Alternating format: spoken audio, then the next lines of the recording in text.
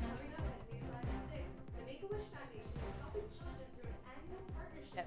What the president of Central New York chapter had to say. Plus, students are talking all about the presidential debate. What moment stood out to them?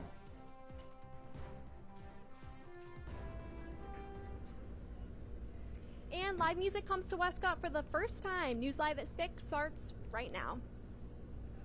This is CitrusTV News Live at 6, your campus news leader. Good evening and welcome into News Live at 6. I'm Ronnie Parrillo. And I'm Ilana Epstein. We begin tonight with an announcement made today by Governor Hochul. Yeah, the governor announcing today she's been diagnosed with skin cancer. Now, she has scheduled to remove the spot tomorrow morning. She said her doctor found basal cell carcinoma on her nose during a routine checkup a few weeks back. Now, this type of cancer is very common and highly curable. Hochul has urged everyone to get regular medical checkups. Well, this is right up my alley. Every Thursday, there's a free music performance on Westcott. Citrus TV's Riley Faye is live there right now. Riley, what's going on there? Thanks, Ilana and Ronnie. I'm at 500 Westcott, where every Thursday in September, the area is hosting local bands. This week, they're featuring performances by Brown Skin and St. Luke. I spoke to Joe Driscoll, the event organizer, who said last week they had over 600 people check out the event.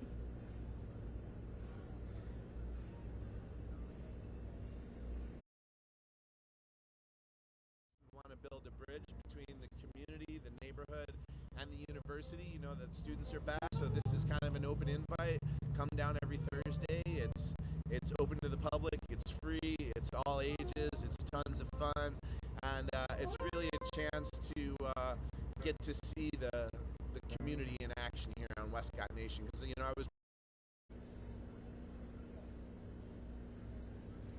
The event starts at 6 p.m. and ends at 9 each week. This is a free event for all ages, but it doesn't just feature music. As you can see behind me, we have different food and craft vendors. People are invited to bring their chairs and dance the night away. For Citrus TV News, I'm Riley Faye. Back to you, Ronnie and Ilana. You know what, Riley? I would love to dance the night away, but today, I-81 southbound first was merged into one lane due to construction. A needed drain replacement prompted construction on the southbound side of the highway. Now, the closure is from exits 27 through 26 and exit 2A in the city of Salina. That's over near the Syracuse airport. The DOT says drivers should be cautious when passing through the area and look out for traffic control. All that work slated to be wrapped up by tomorrow. Well, people are starting to worry about Syracuse's Destiny USA. The group who owns the mall Pyramid is no longer in control of the Palisades Mall in Rockland County. Like Destiny, Pyramid's debt on Palisades was more than the property value, meaning they can no longer manage or collect money from the mall. It also moves them one step closer to losing Palisades entirely. Some are worried that Destiny may see the same fate. Now, Ronnie, luckily we don't have to go to the mall yet. The weather was just so beautiful. We could spend all of our time outside. This was a picture perfect day. I felt like we were back in July. It was fantastic. You can't ask for anything better than this, especially in central New York where everybody says, oh, it snows all the time. Well, step outside today. You will see that is not the case. And here to tell us more, hopefully good news that good weather's on the way, is our own Jackson Breslin. Jackson?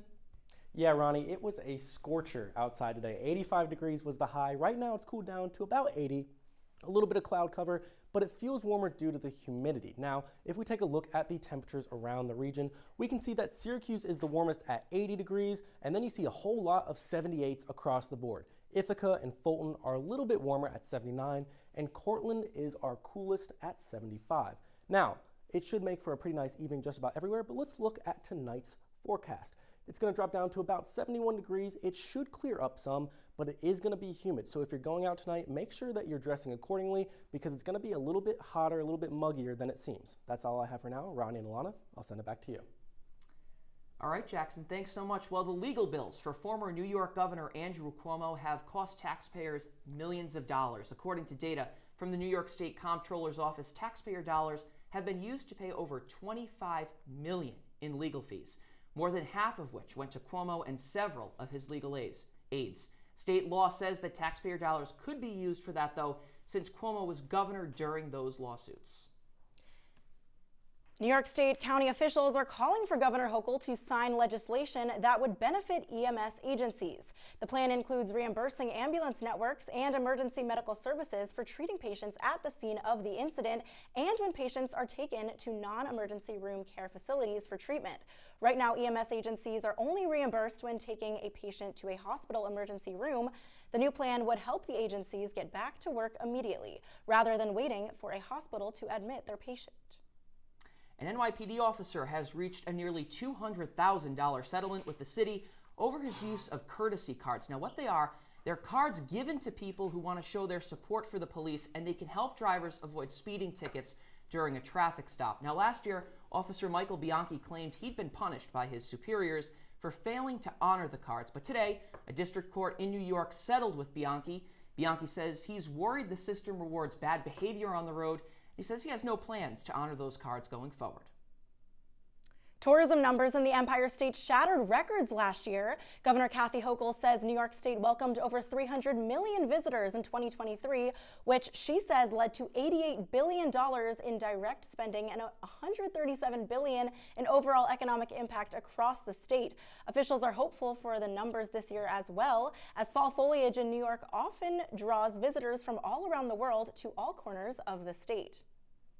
Well, Make-A-Wish Central New York is bringing back a campaign for its 12th year. Citrus TV's Chloe Breeze is in studio now. And Chloe, what can you tell us about this campaign?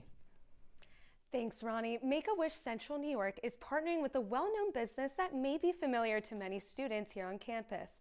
And donating could help make a difference in a child's life. Make-A-Wish has partnered with Dunkin' Donuts in its annual donut campaign. Anyone who donates $1 at Dunkin' will receive a special Make-A-Wish donut with 100% of that dollar going towards granting a wish for a child in Central New York. I sat down with Diane Kupperman, President and CEO of Make-A-Wish Central New York, who told me how Dunkin' has been able to help. So 100% of the funds from the donut campaign come back to Make-A-Wish here in Central New York, and our #1 priority is to ensure that wishes are granted. Currently, we have 125 kids in the pipeline who are waiting for their wishes to come true. So not only do they help with raising the much needed funds, but they get the story out there. Over the past 12 years, the Dunkin' campaign has raised $825,000 towards making these wishes come true, granting wishes from going to Disney World to seeing a Buffalo Bills game. Make-A-Wish is there for a child to bring hope to their lives. But a wish gives back to them an opportunity to think about not being sick, to think about the future. We get to change their story. So wishes are more than just a singular moment in time. They really have a lifetime impact. With donations, community support, and volunteers, the Make-A-Wish team has been able to grant nearly 2,500 wishes, and the support from Dunkin' is helping to give kids their dream. And that's what wishes do, is something as sweet and simple is asking a child, if you could have one wish, what would it be? If you or someone you know would like to get involved, you can visit Make-A-Wish's website or head to your local Dunkin' from now until the 15th and make a delicious donation. Ronnie and Ilana, back to you. Chloe, thanks so much. Coming up next, students react to the presidential debate, who they believe did better on the big stage. Plus, a change in the Real ID timeline, how it could impact your travel. That's on the other side of News Live at 6. Come on, it's not that hard. My big man fingers are having a problem with these little tiny buttons. Whoa, watch it there. Your blood pressure's gonna go through the roof. Tell me about it. I'm trying to learn how to get it down. Instead, it keeps going up. High blood pressure can increase the risk for heart attack or stroke. Learn how to keep yours at a healthy range. Ever hear a voice command? Just say text barbershop to 97779. That's not what I said. Just give me that. Now my blood pressure's up.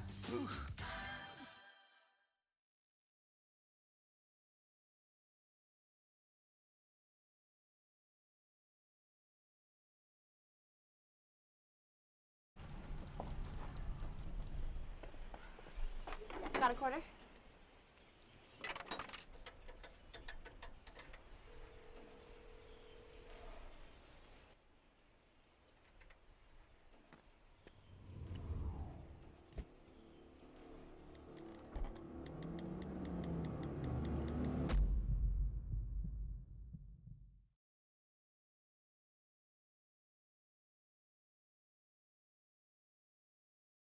I see you mobbing over her. Let's go. Let's mob. Let's crawl. Let's crawl. Let's crawl. Hey, yo, we mobbing. Come on, girl. Let's crawl. Hey, yo, let's crawl. Hey, yo, let's crawl. Hey, let's crawl. Hey, yo, let's crawl. They said a bottle was just a bottle.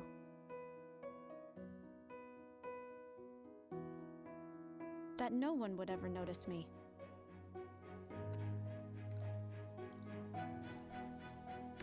But I knew I could be more.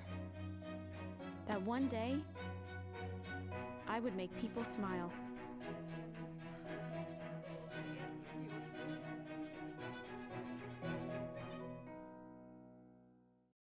If you see news happening on campus, in Syracuse, or across the nation, call the CitrusTV newsroom, 315-443-1177, or tweet at CitrusTV News, your campus news leader. Welcome back to News Live at 6. Well, in case you haven't noticed, it is election season, Ilana. We all know that, right? And over 67 million people tuned in to watch the debate on Tuesday night between Donald Trump and Kamala Harris. Now, our reporter Charlie Goldberg went out and talked to students today about how they thought the debate went. So, Charlie, what'd you learn about the feelings of some Syracuse students? Thanks, Ronnie. I spoke to several students around campus today who said they were surprised about the candidate's behavior.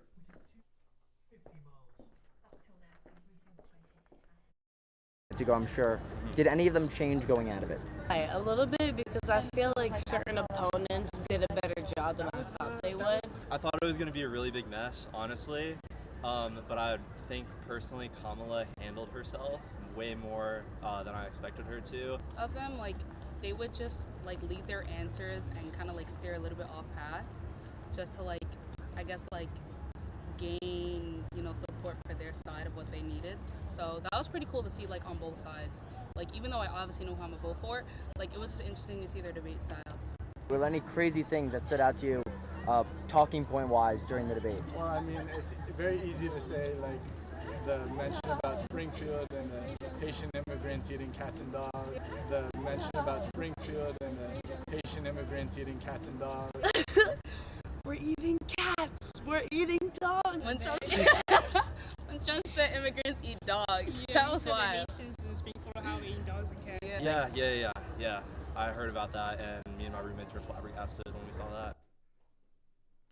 The Biden administration is proposing a delay to enforce new regulations regarding Americans to get new ID cards. The proposal will attempt to... Well, we're going to hand it back to Ilana and Ronnie right there. Charlie, thanks so much. Very interesting to see how those students are reacting to that debate. The Biden administration is proposing a delay to enforce new regulations requiring Americans to get new ID cards. The proposal will attempt to extend the time citizens have to get a real ID to May of 2027, 2 years after the original pushback of May next year. The Department of Homeland Security estimates that approximately 56% of all state IDs are already compliant. TSA says agencies could issue warning notices or impose progressive consequences instead of fully enforcing the ID requirement starting next May. Gas prices are expected to fall under $3 for the first time in over 3 years as soon as next month. Currently, the national average for gas stands at $3.25 a gallon. The Motorist Association says this is 19 cents less than last month and 58 cents less from a year ago. Yeah, Ilana, and over the next month, even more of a decrease is anticipated. Now, these lower prices may not only help consumers, but also score some political points, helping Vice President Kamala Harris and the Democratic Party as a rebuttal to the Republican criticism on gas prices. Those numbers have skyrocketed since President Biden and Kamala Harris took office in 2021. A tech billionaire has completed the first ever private spacewalk. Jared Isaacman is the first non-astronaut to complete a spacewalk. It lasted less than 2 hours, shorter than NASA spacewalks, which usually take 7 to 8 hours. We should do a spacewalk. We never do anything fun around here. Isaacman was joined by 3 others, 2 of which stayed back to monitor, and one SpaceX engineer who did a walk of her own. The tech entrepreneur teamed up with SpaceX to test their new spacesuits. This trip is the first of 3 in a program Isaacman has named Polaris. Coming up on News Live at 6, I will have an update on Tropical Depression Francine and your full 5-day forecast. Stick with us.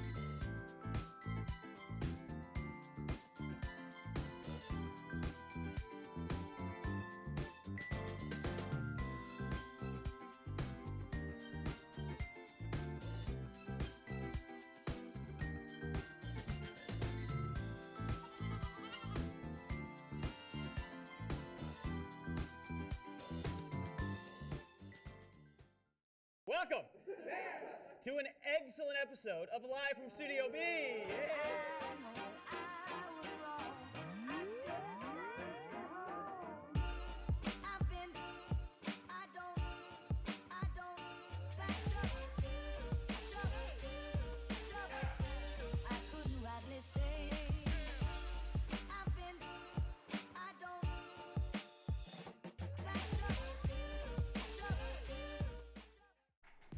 From the CitrusTV Weather Center, this is SU's most accurate weather forecast. Welcome back to News Live at 6. We're going to start off with an update on Tropical Depression Francine, and that's exactly what it is, a tropical depression. It hit ground as a Category 2 hurricane, but as it's come inland, it has dropped down to a tropical depression, which is the lowest type of storm. It is currently in the Mississippi area. It's going to hit southern Alabama and parts of the Florida Panhandle as we move later into tonight. But obviously it hit hardest the New Orleans area, which received intense flooding when it first came in. And as it continues inland, it is going to lose some strength. So hopefully those in the affected areas will be able to go back to their homes and begin recovery. Now, taking a look at your 5-day forecast, you can see that we are in for sun, and more sun. 84 degrees is the high tomorrow, 85 Saturday, and 86 Sunday with lows of 60, 62, and 61 respectively. As we move into Monday, you can see that temperatures are going to drop a little bit. It's going to be 84 degrees on Monday, and then even cooler on Tuesday with a high of 83 and a low of 82 with a little bit more cloud cover. But all this warm weather has got me thinking, listen, I know that summer doesn't end until September 22nd, but it feels like July here in central New York. So to commemorate that, I have our lovely anchors, Ronnie and Ilana, catching some waves. Ronnie, I don't know how much surfing you get up to in Rhode Island, but maybe you should start. But I want to talk about September 12th, the past couple of years. The high today was 85 degrees, but if we take a look in the past, you can see that last year it was 82 degrees, the year before 79, and in 2021 it was 78 degrees. So the trend is getting a little bit warmer every year. Hopefully next year we won't have that, so we'll have those nice, cooler fall temperatures a little bit earlier because there's nothing better than fall in CNY. That's all I have for now. Ilana, I'll send it back to you. Well, Jackson, just like those weather temperatures, food prices have actually been on the rise across the nation as well since before the COVID-19 pandemic. Our Mike Lamort has more on how the surge in prices is affecting the Syracuse community. A trip to the grocery store in Syracuse just got more expensive. The cost of eggs is ridiculous. Meat is ridiculous. The U.S. Bureau of Labor Statistics shows food prices have surged nearly 25% since the pandemic. And in the 315, the grocery price index reveals the cost of eggs has skyrocketed over 60%. And now some trips to the grocery store are causing customers to, well, reach into their pockets to grab that extra dollar that some just might not have. Sometimes I can't even afford to buy butter to cook the food in. Cece Anderson, a Syracuse resident who considers herself food insecure, relies on pantries like the Salvation Army when prices are just too high. But many pantries, however, don't carry the essentials. Never have milk, you never have eggs. Those are 3 items that I need that I use every day if I have it. On top of limited options, food pantry goers can't always rely on the same organization as often as they might need. You can only go to a pantry once every 30 days, so I'll try to get as much as I can and try to stretch it out, make it last. And with there being no current solution to these rising prices, it's just a blame game. It's price gouging. And the stores need to be ashamed of themselves. In Syracuse, Mike Lamort, Citrus TV News. For football, but our sports coverage doesn't stop. Syracuse women's soccer travels away from New York for the first time this season. Plus, there's some primetime pro games tonight for Empire State teams. All of that and more after the break. They'll test you. Try to break your will. Up to you.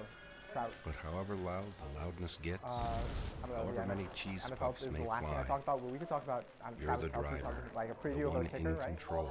Stand firm. Just wait. Well, I mean, I'm talking about the NFL. And move only when you hear the click that says they're buckled in for the drive. Never give up till they buckle up. Fancy pants peanut butter? A big screen television? You haven't even bought a sofa yet. A motorcycle? When your father finds out, he's gonna flip his shoes with 2 buckles? What do you even need 2 buckles for? Mr. Big Shot, buying whiskey shots for everybody in the bar. From the looks of it, I'd say nobody even remembers. Feed the pig. You quit smoking and thought, that's that. But here's the thing about lung cancer. By the time you see the symptoms, it could be too late.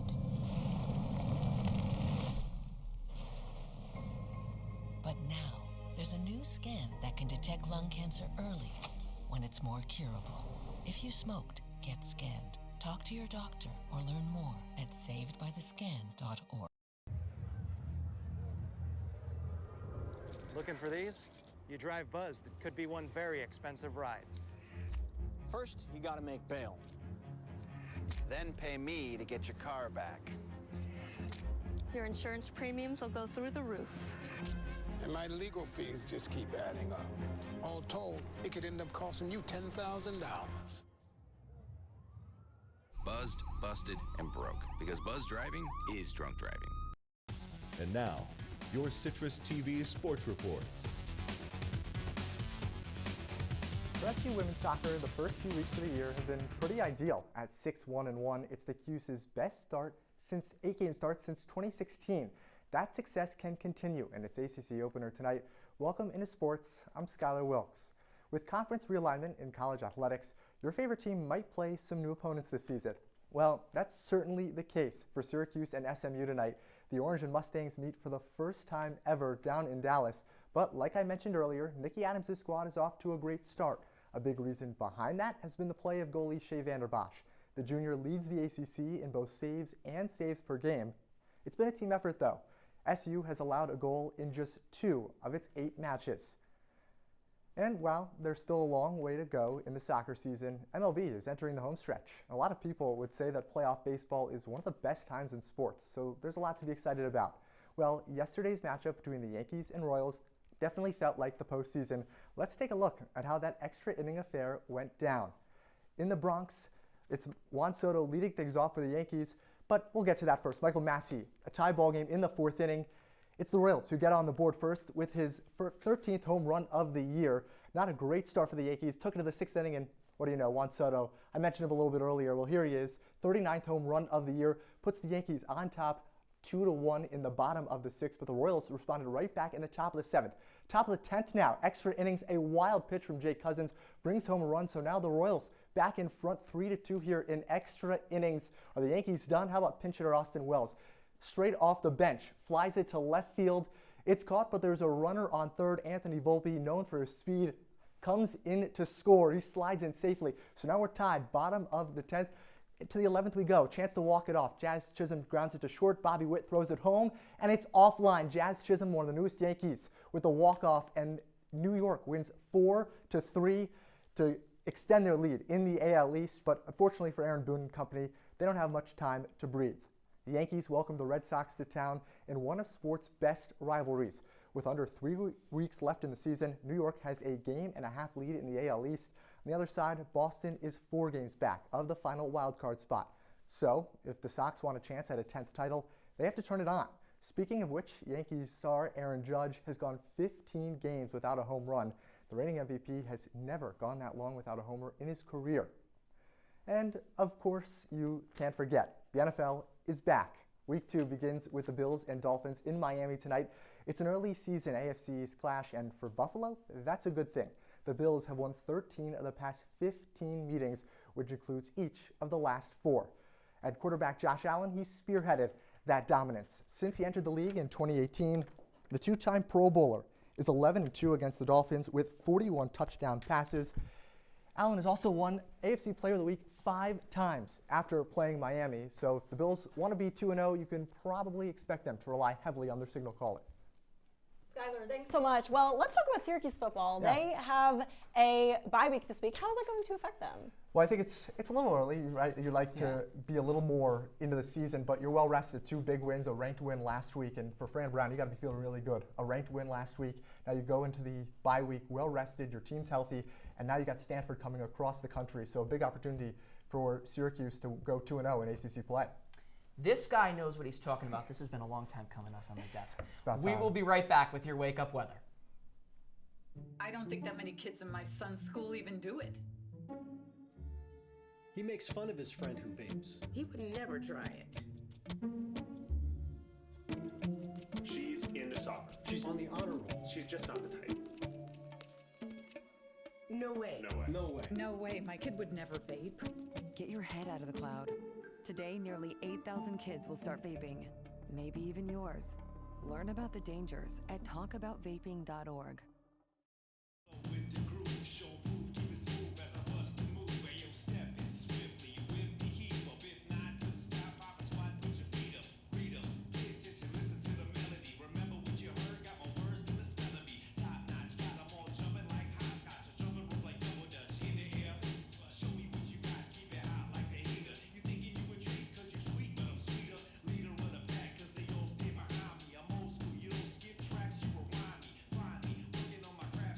Well, Thomas, you've got prediabetes. But with more exercise and a change in diet, it can be reversed. I've tried exercising. It just makes me hungry for bacon. I love bacon, too. And who really likes to exercise? Not me. Me neither. Nobody. So we're good? What? Oh, you still have prediabetes. Big time. Welcome back to News Live at 6. Taking a look at your wake-up weather, you can see that when you're getting up, getting ready in the morning around 8 a.m., temperatures are going to be at 62 degrees, but it is going to have that humidity that we talked about coming in from tonight, so it might be a little bit of a muggy morning, but the dew and the early morning humidity will start to burn off as we move later into the day. You can see at 10 a.m. it's going to jump up to 72 degrees, a little bit warmer, and then by noon it's going to be 79 degrees. I talked earlier about how warm it's going to be tomorrow, high of 84 degrees. So make sure that when you're getting up, getting ready in the morning, you dress light so that when the temperatures do heat up, you will be ready. Jackson, thanks so much. Well, some music artists are adding new awards to their trophy shelves. Megan Thee Stallion hosted the VMAs last night, where big and upcoming names in the industry struck gold. Starting off with Taylor Swift, who has a house in Rhode Island. That's the main headline. But she took home the biggest award of the night, Video of the Year, for her Fortnite video with Post Malone. Swift also won Artist of the Year in 5 other categories. Sabrina Carpenter won Song of the Year for her hit Espresso. And Chappell Roan, that's how you pronounce it, right? Chappell Roan? Yep. All right, she's the expert here. She was named Best New Artist. Katy Perry also performed an 8-song medley after winning the Video Vanguard Award, VMA's version of a Lifetime Achievement Award. Now, personally, that was my favorite moment of the whole show. She absolutely killed it. Did any of you guys get a chance to watch? I watched it. I'm actually, don't tell anyone, but I'm a secret Chappell Roan fan. I thought she So killed seeing it. her play Good Luck Babe live, I enjoyed With it the quite a bit. fire, Yes. she was in And I'm night. over here just struggling to say it, but that's great. You know? That was the only performance I did see, and it was And it pretty was good. impressive. It was good, But I have right? to say, Ronnie, I think you're still the most notable Rhode Islander out of the people that you just talked about, right? Taylor Swift has nothing on you. I agree. I agree. Right? He's the best. You know, I watch the CMAs, but pop music, maybe I should start getting more into that. Well, that is it for Citrus TV News Live at 6 on this Thursday. Don't forget, you can follow us on X and Instagram at CitrusTV News. Now for the entire team, I'm Ilana Epstein. And I'm Ronnie Parrillo. Again, have a great night.